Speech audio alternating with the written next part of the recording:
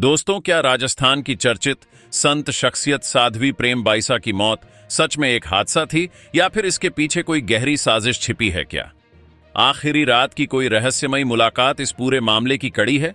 क्या पुलिस के हाथ कोई ऐसा सीसीटीवी फुटेज लगा है जो पूरी कहानी बदल सकता है? आखिर वह कौन सी सच्चाई है जो अब तक पर्दे के पीछे छिपी रही? आज हम इसी रहस्य की परतें खोलेंगे, धीरे धीरे एक एक करके, ताकि आप खुद तय कर सकें कि यह सिर्फ एक दुर्घटना थी या फिर कुछ और।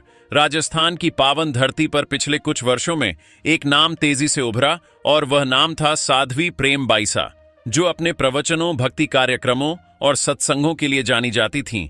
हजारों की संख्या में अनुयायी उनके कार्यक्रमों में पहुंचते थे। सोशल मीडिया पर उनके वीडियो वायरल होते थे। लोग उन्हें मां कहकर संबोधित करते थे। लेकिन अचानक एक सुबह खबर आई कि साध्वी प्रेम बाईसा अब इस दुनिया में नहीं रहीं और यहीं से सवालों का तूफान शुरू हो गया। बताया जाता है कि घटना वाली रात तक सब कुछ सामान्य था। साध्वी अपने आश्रम में थीं और रात में अपने कक्ष में विश्राम के लिए चली गईं। सुबह जब सेवादार उनके कमरे तक पहुंचे तो दरवाजा अंदर से बंद था। काफी देर तक दस्तक देने के बाद भी कोई जवाब नहीं मिला। आखिरकार दरवाजा तोड़ा गया और अंदर जो दृश्य था उसने सभी को स्तब्ध कर दिया। साध्वी अचेत अवस्था में पड़ी थीं। तुरंत अस्पताल ले जाया गया, जहां डॉक्टरों ने उन्हें मृत घोषित कर दिया। शुरुआती तौर पर इसे दुर्घटना माना गया। कुछ लोगों ने कहा कि संभवतः फिसलने से चोट लगी होगी, लेकिन जैसे ही शरीर पर कुछ निशानों की चर्चा सामने आई, परिवार और अनुयायियों ने सवाल उठाने शुरू कर दिए।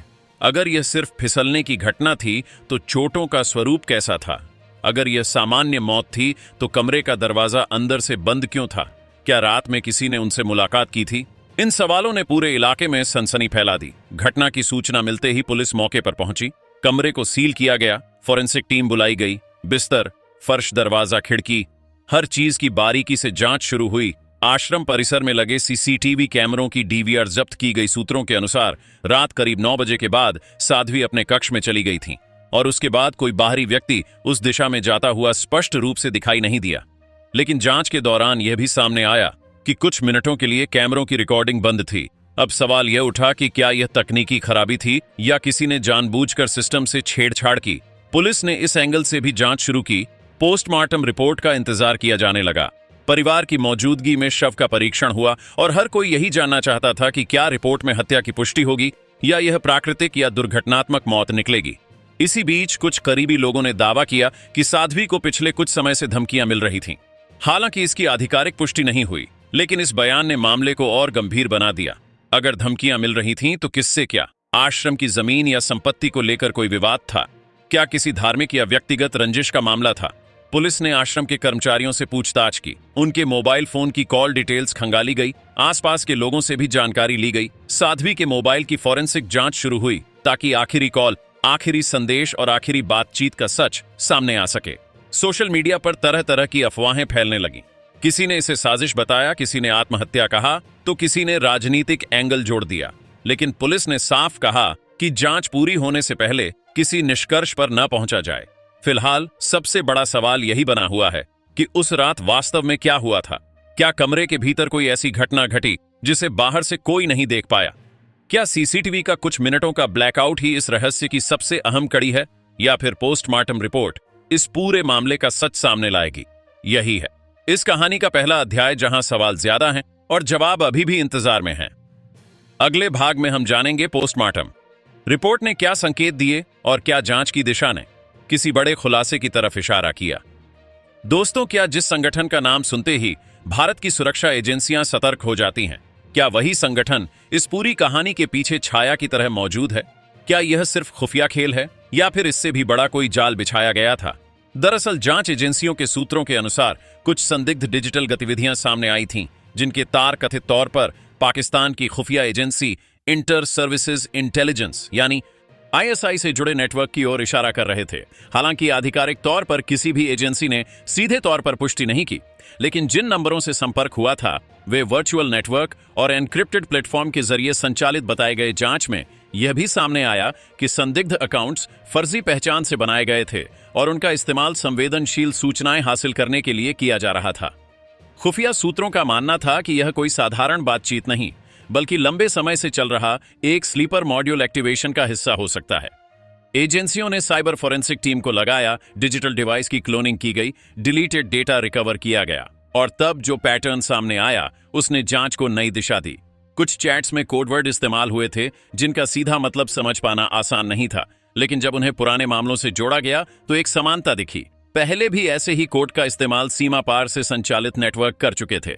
इसके बाद संदिग्ध व्यक्तियों की मूवमेंट ट्रैक की गई, सीसीटीवी फुटेज खंगाले गए, बैंक ट्रांजैक्शन की जांच हुई और पाया गया कि छोटे छोटे अमाउंट अलग अलग खातों में ट्रांसफर हुए थे ताकि बड़ी रकम का शक न हो। एजेंसियों को यह भी अंदेशा हुआ कि यह फंडिंग लोकल स्तर पर अस्थिरता फैलाने के लिए की जा रही थी। हालांकि अभी तक किसी बड़े हमले या हिंसक घटना का सीधा लिंक साबित नहीं हुआ, लेकिन तैयारी के संकेत जरूर मिले। इसी बीच 2 संदिग्धों को पूछताछ के लिए हिरासत में लिया गया। आधिकारिक बयान में कहा गया कि उनसे राष्ट्र विरोधी गतिविधियों के संबंध में पूछताछ हो रही है, लेकिन मीडिया रिपोर्ट्स में दावा किया गया कि उनके इलेक्ट्रॉनिक उपकरणों से विदेशी सर्वर से कनेक्शन के सबूत मिले हैं। जांच अधिकारियों के सामने सबसे बड़ी चुनौती थी कानूनी रूप से ठोस सबूत जुटाना, क्योंकि अंतर्राष्ट्रीय स्तर पर किसी भी एजेंसी का नाम लेना गंभीर कूटनीतिक परिणाम ला सकता है, इसलिए हर कदम बेहद सावधानी से उठाया गया। राष्ट्रीय सुरक्षा एजेंसियों ने केंद्र को विस्तृत रिपोर्ट सौंपी और सीमा पार की गतिविधियों पर निगरानी और कड़ी कर दी गई। विशेषज्ञों का कहना है कि आधुनिक दौर की जासूसी सिर्फ बंदूक और बारूद से नहीं, बल्कि डेटा और दिमाग से लड़ी जाती है। साइबर स्पेस ही नया युद्ध क्षेत्र बन चुका है और इसमें पहचान छिपाना बेहद आसान है।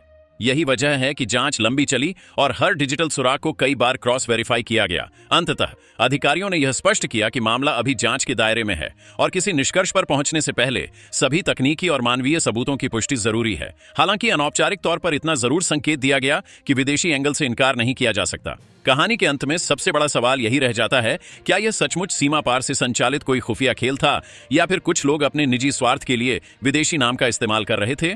फिलहाल सुरक्षा एजेंसियां सतर्क हैं, निगरानी बढ़ा दी गई है और संदिग्ध नेटवर्क पर कड़ी नजर रखी जा रही है।